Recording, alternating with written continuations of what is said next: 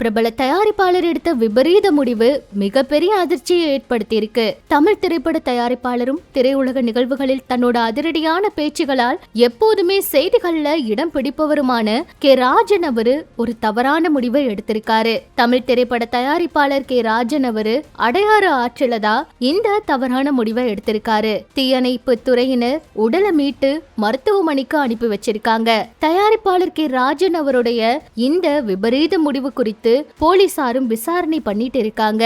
என்ன ஆச்சு, இந்த அளவுக்கு ஒரு முடிவெடுக்க அவரோட மனநிலை எந்த அளவுக்கு வேதனையோட இருந்திருக்கும், என்ன காரணம் அப்படிங்கறதெல்லாம் இன்னும் தெரிய வரல.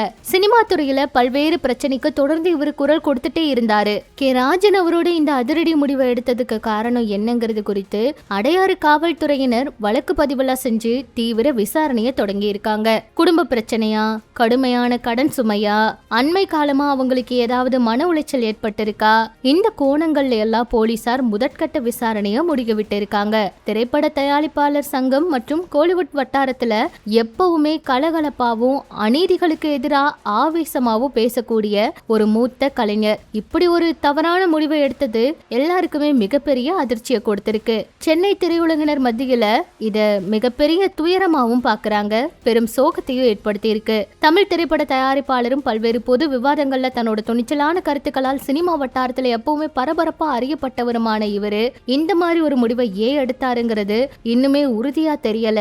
ஆனா இவரோட வயது 85, வேற ஏதாவது பிரச்சனை இருக்குமா அப்படிங்கறதெல்லாம் விசாரணை முடிவுல தாங்க தெரிய வரும். நம்ம சார்பாகவும் ஆழ்ந்த இரங்கலை தெரிவிச்சுக்கலாம்.